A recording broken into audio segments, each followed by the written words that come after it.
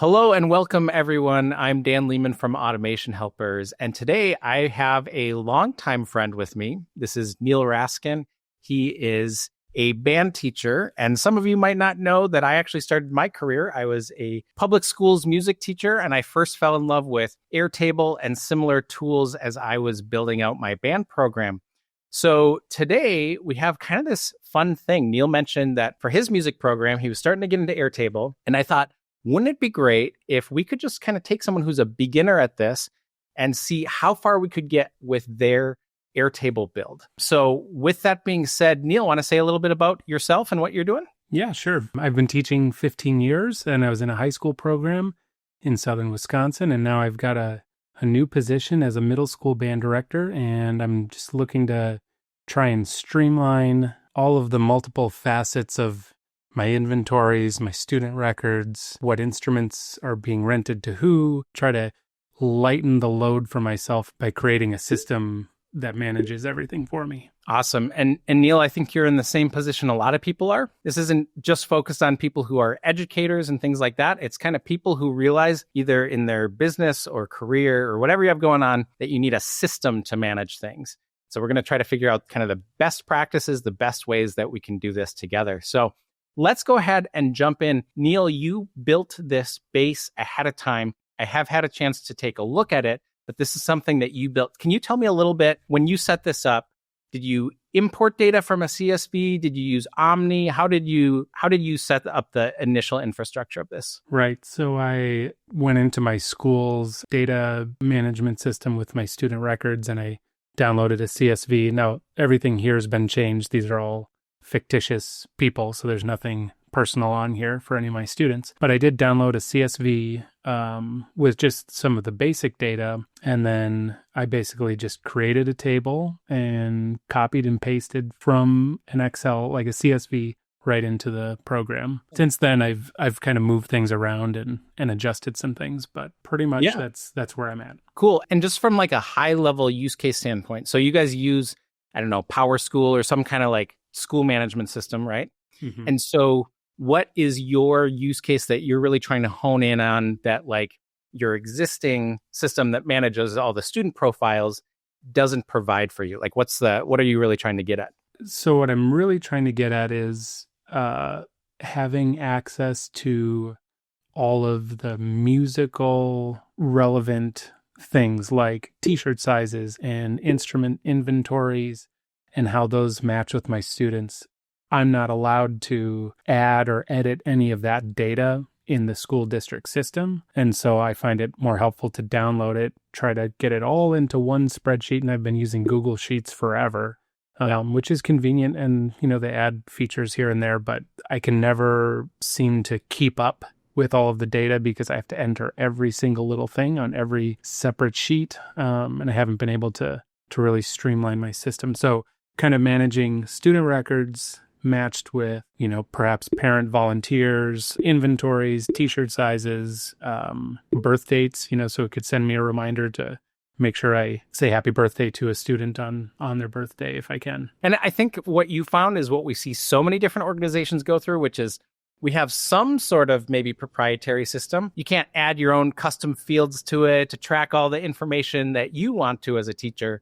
So you're always left with like, we've got some of what we need over here, and then Google Sheets or Excel is usually kind of the default, like pull out data from that. But then what we find is that like getting all those pieces to work together is what makes it tricky. So awesome. That's some great context, Neal. Let's dig in. So I think we're going to take a look at what you have. And I think this might extend out to a couple of videos. I guess we'll see what this looks like. I think today we're going to focus really on like data structure and some of the core things to make sure that this operates the way that you want. And then I think maybe a later topic we'll get more into inventory management and maybe some automations and how we can do that too. So would you mind just kind of walking me through the different tables that you currently have set up, the different tabs that we have across the screen? So I thought it would be most beneficial to me to separate all of my students by grade. So I see my students in 4 different class periods separated by grade. So I have an 8th grade set of data, 7th grade, and then I have 2 6th grade classes. An A day and a B day. They alternate. And right now, I've created an instrument inventory sheet. I don't have any other records yet, but I could imagine adding other tables. But so far, what I've done is created tables based on their grade level. Yep. Okay.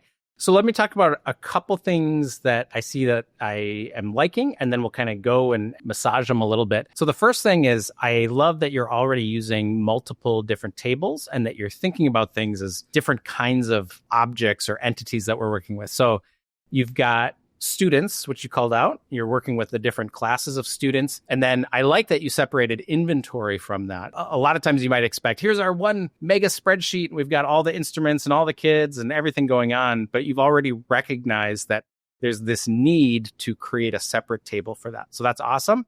And then I also like that you have started to use some of the different field types. I think we'll have a couple opportunities to fix a couple of those, but that you've started to tap into single selects and date fields and things like that, where we typically don't get that same value out of Google Sheets that way. So cool. That's a good start. Let's take a look at the way of structuring students. And the first thing I want to talk about, and what you've done is like super, super common when a lot of people come into Airtable, it's you have a grouping mechanism that you want. In this case, your grouping mechanism that you talked about was class periods, right? You essentially have like graduation years, class periods. And so I think a lot of people instinctively do exactly what you did, which is to say, I'm going to group them and have a table for each of these things. My 8th grade, my 7th grade, my 2 6th grade classes. The thing about these no-code systems is that typically we want to start to train our brain to think about it, that for every single type of thing, that's one table. So, for example, we've got students. They might have different graduation years, they might have different classes, but overall,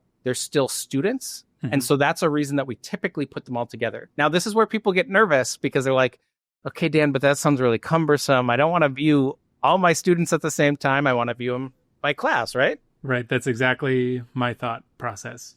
Yeah. So we're going to show you how we can still create views to be able to give us what we need, but it's going to give us a better data structure. And just to kind of tee it off and talk about the data structure side, let me say this. If I told you that we needed to add 5 new fields to your different student tables, what would you do to manage that? This is a great point. Yeah, so we would add a field on one sheet, and then we'd have to go to the next sheet and add those fields. Right, it's an exponential amount of work that you shouldn't have to do. Yeah, and then to take it a step further, and Neal, I'm not sure how far we'll go with your particular system, but let's say you wanted to then use a special forms tool with this, or you wanted to, I don't know, maybe you guys do some band boosters and you want to get some donations, right? Those would be all separate systems that we would integrate. We get the systems to talk to one another. And so if you take that one step further and you said, well, now we have to go integrate with even more different systems, and now we have to have it talk to each of our student tables, that's where it multiplies. Mm-hmm. And so this is something that we feel really strongly about in almost every system we build, is that unless there's a really strong pressing need, any type of a thing should be one table. So be that cars or students, or if you're doing a CRM, deals, or any of those things, they end up being one table. So to accommodate this, and Neal, I'll show you how we can make it easy to use, but could you start? And I think you have all the same fields right now at this moment in time in each of those tables. Mm-hmm. Is that right? That's right. So could you go ahead and humor me, and could you copy the data, and let's just put them in one. So let's start to condense them into a single table here. So maybe we pick the 8th grade one and we put them all in the 8th grade one. Actually, hold on though. I like where this is going, because one of the things I was going to recommend is like, you're going to keep most of the same students year to year, and their grade will change, right? Like they'll go from Correct. 6th grade to 7th grade. The graduation year. But their graduation year won't change. Correct. So I kind of dig it if we would actually have graduation year, and you can just click and drag that down if you want, just like in Excel. Yep. This is a big part of the work that gets done to clean everything up and make sure that your systems communicate and work together. The earlier you do it with the right architecture, then life becomes easy afterwards. Okay, so let's go ahead and try this again. Copy, and we'll go down here, paste, expand the table. All right, and then we'll go back and just double check. So let's get the rest of the data. Okay. Hooray! So it looks Hooray. like we now have all of our data moved into one table. So that's starting to feel okay in terms of the data structure. But now we're probably thinking like, that's a lot of students. How do we make sure that we see the right students that we need? What makes that confusing when people are trying this for the first time is that you naturally want to see those tabs across the top. I know many of you are looking at this and you're like, why don't you use interfaces? We will get into interfaces. I still think that people understanding data structure for the first time, that interfaces are more complex than when people are coming from spreadsheets. They're used to spreadsheets. So I still, when we talk about data architecture, I think looking at it from here first makes a lot of sense. So Neal, we've got this construct called views, and you can see on the left-hand side, it says like create views, and you've got grid view there. So can you do me a favor, and can you click where it says grid view, the lower one, actually? Can you double click that? And then let's retitle this and say like all students. Cool. And then I think if you press the little menu next to that, yep, we should be able to duplicate that view. Let's go ahead and do that. And then let's label this one 8th grade students. Cool. And so what we have here is, you see in the upper right-hand side of the screen, you've got like filters and groups and sorts and all that kind of stuff. Right. So right now we don't have a grade. We just have graduation year. But why don't you make a filter? And so you can click the filter button. And let's add a condition. And then let's go ahead and put that first field there where it says first, middle, last. Let's change that to graduation year. And then let's put in that 2030. Cool. And then you can click out of here. There you go. So now click on your all students view on the left-hand side. Tabs are now on the vertical running up and down. But now you could have like an 8th grade student view. You could have a 7th grade student view, whatever views that we want. But now we don't have to deal with copying and pasting fields and moving that data around. So we still get access to what we want. And the cool thing is, Neal, is you can create a whole bunch of these views. So when I was a band teacher, I'd have like kids that are going to solo and ensemble contest, and it would only be a certain number of them, right? Well, if we had a field that would indicate they're going to solo and ensemble contest, now we could pull all of their student data into that one view, and we don't have to start over from scratch and create that, new data, new tables all the time. So now starting to take a look at like the different columns, we call them fields inside of Airtable. The first column that we have with their name. So let me ask you this. I have always had situations where sometimes I need their first name, last name, that kind of stuff. Sometimes I want it to be like alphabetized and have like last name, comma, first name, depending on, are we doing more an inventory thing, or like, are we putting them on programs? Sometimes you might not necessarily want their middle initial in the full thing. Like, you guys still make your own like band programs, like PDFs with all the kids' names on them and that kind of stuff. Yep. So you might not necessarily want their middle initials on that kind of stuff. Or like, you can think of situations where you might want to see their names differently, right? Yeah. So the problem with the data all as like one field is that there's nothing we can really do. Like, that data is hard coded in there, right? So your student management system is nice that it's done it, consistently for everybody. First, middle initial, last. And so we like that. That's a really good sign that we can structure that data for us. So let's go ahead and use Airtable's Omni. This is their chatbot builder functionality. There's that little circle on the left-hand side. Yep. I always encourage, especially if you are a newer builder, it's pretty fast to create new formulas and stuff this way. So Neal, I want you to put in some kind of prompt here. So I would say something like, in the students table, take the primary field. The primary field is that very first one, and it's how we kind of refer to our records and things like that.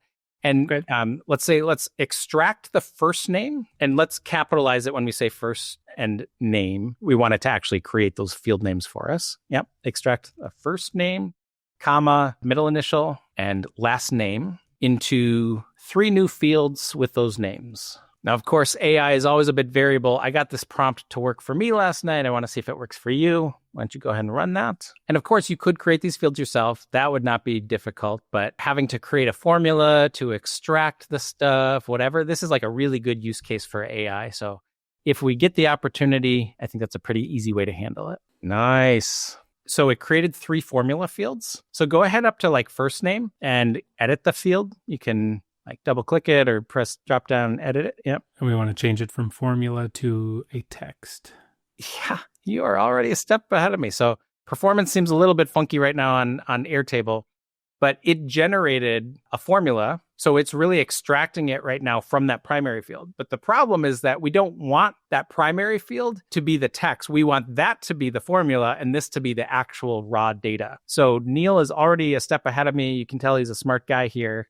We just want to change it to text. And the nice thing about Airtable is that it's smart enough not to just like clear out all that data for you, right? If it was kind of a dumb system, like if you were using Google Sheets, there's like a decent chance it would just delete the data. But this way, it's keeping the same data that we have. We can change this so it's text fields. Cool. Now, Neal, in all your super brilliance, now that we change those to text fields, what do you think it is that we'd want to do with that primary field? Well, we probably want to replace the primary field with a first name or the last name. Yep. Or we can use all of them, really. And so anytime that we want to reference those fields, that's that use case for using a formula. So Neal, what would be, if you've got a main way to reference it, what do you want? Do you want first, last? Do you want first, middle, last? Do you want last, comma, first? What would be your primary way you'd like to look at it? I would go first and then last. First, last. Okay. Yeah. And then sorted by last name. But display it first, last? Display it with first, yeah. Is there anything else you would want in there? Like it could just be their name, or it could be their name hyphen graduation year, or name hyphen instrument. Anything else relevant, or just their name would be ideal? Well, now that you bring that up, that's a great idea. I would first name, last name, and hyphen instrument. Let's do it. Why don't you tell Omni, see if we can generate that prompt. Okay. So in the primary field, let's rename the field to name and change the type to a formula. And let's have the formula concatenate.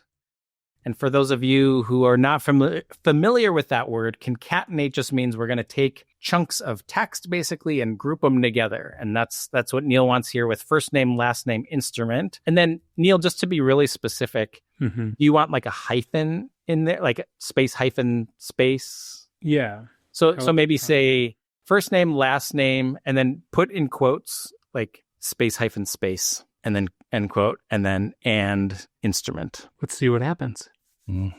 With one new field. I'm curious what it did. Scroll over. I'm just curious if it like added it as a new field. No, it didn't. Yeah. So this is kind of funny. Like I did a very similar kind of prompt and it did it perfectly. And so this is where, sometimes you can trust your AI prompting. Sometimes you can't. So if we wanted to, let's go ahead and do it manually, just so Neal, you can start to get a little bit more familiar with the formula builder.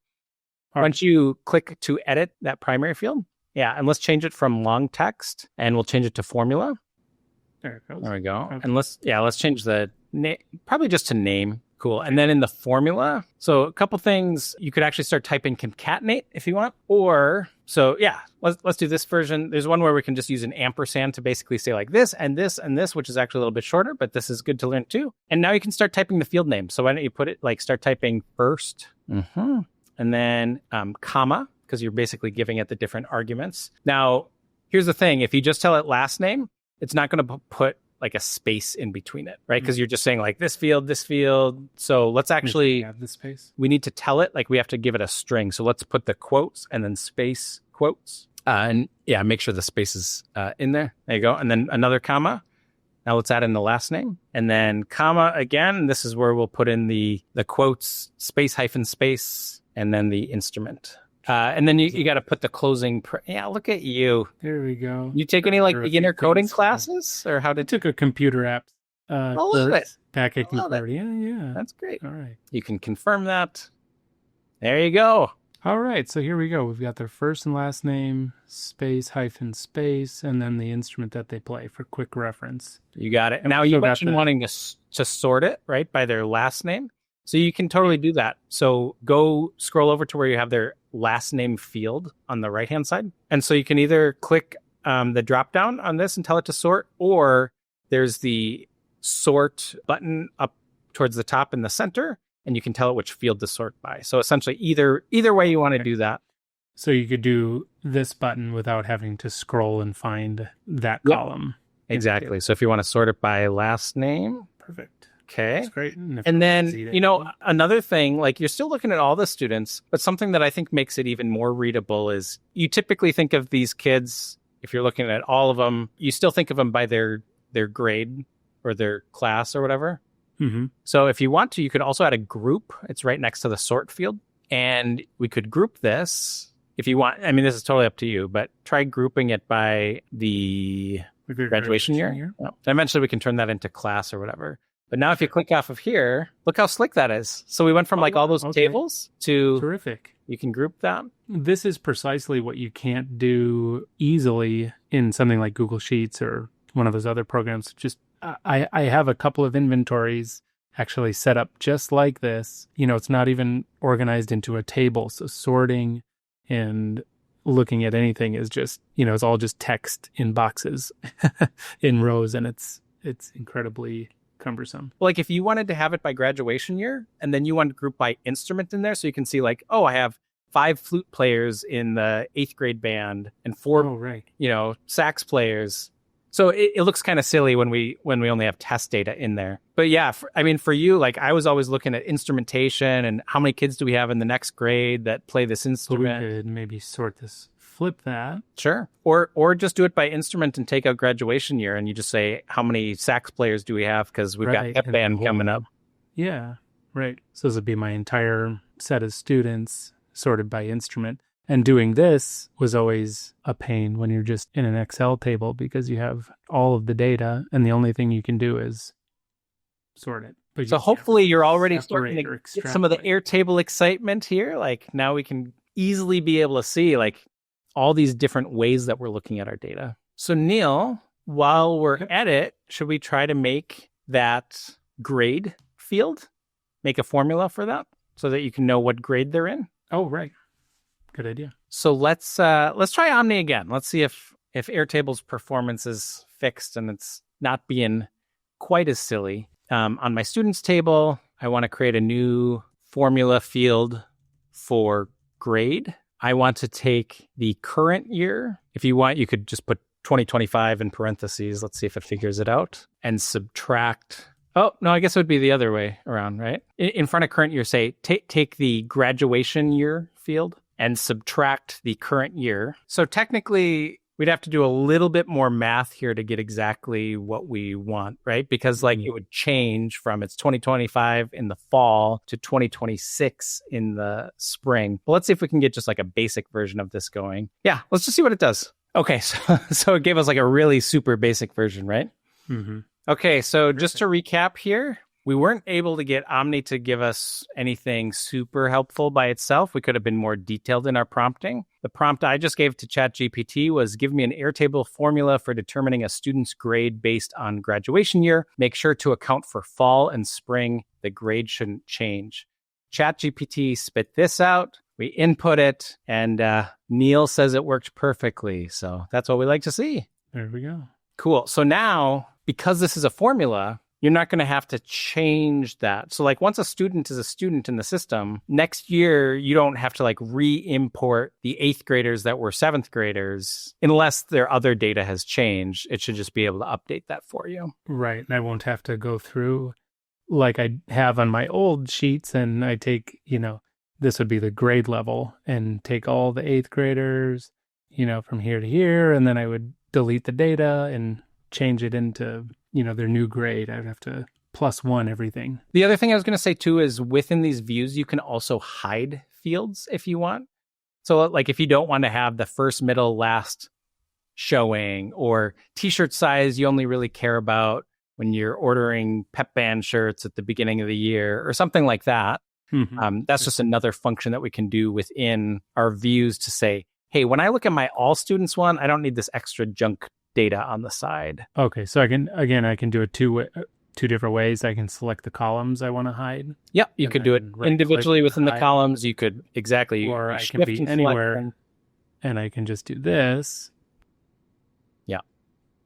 And now, Neal, you've got their grade, and you have their graduation year, and you have the section. So if you wanted to create a new formula field called ensemble or band or whatever, and you wanted to concatenate 6th with the section, which is A or B, you could do that too. Like we don't have to do it right here, but okay.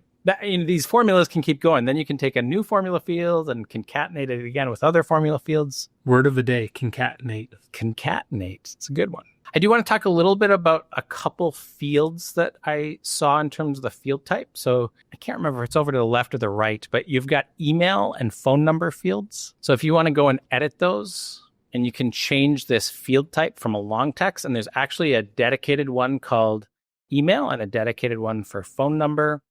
And there's other things here too, like currencies, URLs for websites. And so one of the nice parts is just that Airtable makes it pretty easy that we can choose different validated data field types, things that are easy to click through and add the handlers to them just to make it easy. And is that important for like creating automations or doing something else in the next layer? It makes it easier for some of those pieces of it too. But if you were to click, I think it just, would go to your email to populate it with that too. And so, it's just best practice that we use the right field types. That those long texts are best for, like a paragraph or summary or something like that. If you're adding notes in about a specific student, in my case, or a vendor or a product. So I think this will be the last kind of bigger architectural topic we'll talk about today. I think another time we can handle more the inventory side of it. But Neal, I was going to ask you, so oftentimes when you see fields like phone to, email to, like you're using those to refer to the phone and the email of the Guardian. Is that right? Yeah, that's how the Power School, how the put out all the data. You. Yep. Yeah. And so I don't think we'll build it today, but I would probably recommend, given that you have a data import of some type, like Power School, that we almost have a table that just allows you to import data. Like it knows the Power School format of how you did stuff initially. And then we use it to triage it into the right format. So it can still be automated. But my question for you is, I would assume that in your world, that there's a couple things at play. One is that a student could have multiple parents or guardians. You might have like a grandma for one. You might have two parents that both need to be equally in contact, but that are divorced. And so simply having like a guardian field wouldn't necessarily give you the context that they're living with, mom for certain weeks and dad for certain weeks. Is that like a fair statement?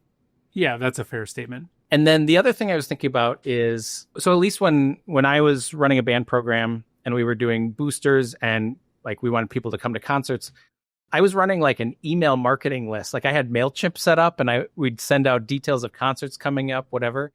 So one question I just had is like, would that be an ideal setup where you could potentially, like, I'm saying this lightly, but you'd market to people, like you'd put them on an email list to send them information about concerts or marching band stuff coming up, or absolutely. For my school district, my new school district, we actually have a dedicated program that has all of the communication piece already set up.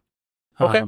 My purpose for this spreadsheet and setup and data was just to at least have one quick reference, and this was the primary guardian. But what you're saying is a great tool. We already have another program, I forget what it's called, that does all the communication for us. Yeah, and it really comes down to your needs. Like if it's working great, awesome. But oftentimes people then end up kind of rebuilding some of those systems. Like we've got our own, it handles inventory and communications and whatever. So I guess just one thing to think about, or for those of you watching, I would consider having a contacts table so that you could have multiple parents, you could have people in the community, like you'd be able to store other people that are involved. Namely, you've got this guardians thing, but be able to track other people in the community that would be relevant, where you'd want to have their contact information on file, where having it as these individual text fields of Guardian makes it a little bit complicated, because now if you wanted to track a second email address with them, well, now you'd be adding in another field. You want to track a second Guardian, you'd be adding in 3 more fields associated with that. Right. So because it's a Guardian is another person or another thing in this instance, we would want to add another table. And then using Airtable, Dan, you're saying we can link them to specific students if they're the parents and guardians for that. Yeah, we would link them. And we have a dedicated video on this if anybody wants to watch it, about kind of determining whether we should have a table for something. or not. What I would normally recommend for businesses is that you have one table of like contacts or people, one people table. In your case, in a school, I would probably separate it out into a students table and then everybody else contacts. There's a couple reasons for that. Like 90% of what Neal is doing here with all of his student data is not relevant to everybody else, like all these additional relationships to inventory and contests and music programs and whatever else. It's just simply not related. The second is in education, we have something called FERPA, which is kind of like HIPAA, those of you who are more aware of healthcare practices. And I think it would be best practice not to conflate the data between the two, that like I have educational private student data that could accidentally get mixed up with all of our contact data. So this is one of those rare circumstances where I would probably have a students table that is separate from a contacts or people table, but it's one of those points that could be debated a little bit. But Neal, just for context, I wouldn't create a guardians table. The other table I would create would be called people or contacts, and we would have a type, just like we have a grade on our students. We would have a type, and the type could be parent. The type could be band booster supporter. The type could be, and you could have multiple types, right? So it could be that someone is a parent of a student, but they're also in charge of the booster program, or they're a volunteer for this kind of event or whatever. And so they could be multiple things, could be true of them at the same time. So in your case, you would say you'd probably, given that you have that other system, then you would just leave them kind of as this flat data for now. Is that fair to say? Okay. Yeah, for now. But I could see adding that table in because communication is a big part of what we do, and keeping track of, we have actually a couple of fine arts community boosters and supporters in the community. It'd be nice to keep track of them all in one place as well, but on a separate table. Cool. Well, we are kind of getting to the top of this won't be an hour-long video. It'll get edited down, but Neal and I have spent about an hour together. I think I'd like to do a follow-up video at some point. We could get more into inventory management and some of that. But just to recap, on this video, we talked about how we can take our data structure, and we got that pared down into fewer tables so it's easier to manage. We created a couple of views so that we could look at our data in different ways. We fixed some of the field structure. We talked about Omni a little bit. We learned a little bit about formulas. So I hope you were able to take away from this just kind of how we get into the minds of building inside of Airtable. And Neal, thank you so much for joining us here. I hope this has been kind of a fun time for you to get to work on this, and definitely fun for me to get to hang out with a colleague and friend as well. Yeah, it's been fun. I love learning new things, and this is going to make my life a whole lot easier in the future. Looking forward to it. Awesome. Thanks a lot, everyone. Thanks, Neal.